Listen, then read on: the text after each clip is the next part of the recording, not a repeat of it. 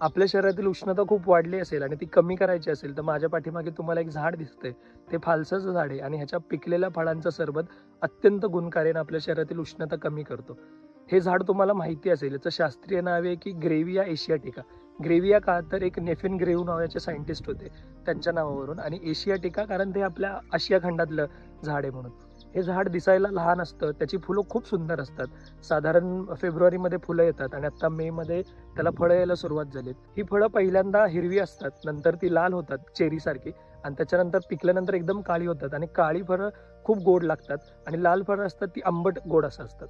हे झाड लावणं खूप सोपं आहे. तुम्ही जी फळं असतात त्याच्यापासून झाड लावू शकता, कटिंग पासून लावू शकता किंवा एअर लाईनिंगनी सुद्धा झाड लावू शकता. उत्तर भारतामध्ये दिल्लीमध्ये जशी बोरं आपल्याकडे मिळतात तशी ही फळं सगळीकडे खायला मिळतात.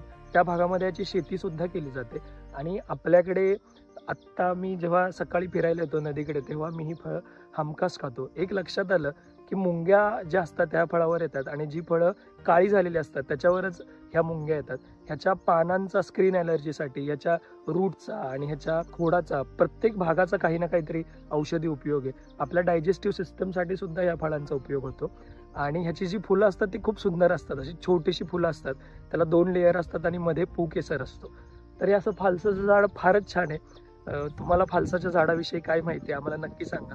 आणि अजून एक, हे सदाहरित, जिथे खूप जास्त पाऊस पडतो, सदाहरित झाड आहे आणि खूप जास्त पाऊस पडतो त्या भागामध्ये हे झाड दिसायला येतं. आणि गंमत बघा नाही, याची फळं जी येतात आता हिरवी आहेत, तुम्हाला इतकी दिसत नाहीत, पण जर तुम्हाला लाल फळं असतील तर ती पटकन दिसतात आणि काळी झाल्यानंतर अजून दिसतात. तर निसर्ग सांगतो की तुम्ही हिरवी फळं खाऊ नका, ती लाल आणि पिकल्यानंतर तुम्ही खा. अनेक पक्ष्यांना ही फळं आवडतात आणि अनेक पक्षी या झाडावर दिसतात. आणि मुंग्या तर आता खूप ठिकाणी दिसत आहेत, कारण मुंगीला साखरेचा पत्ता सांगायला लागत नाही, तसं गोड झालेला फळांचा सुद्धा पत्ता सांगायला लागत नाही. फालसाला तुमच्याकडे काय म्हणतात आम्हाला कमेंटमध्ये जरूर सांगा आणि त्याचे असंख्य उपयोग सांगू शकता. धन्यवाद. आरोग्य धनसंपदा.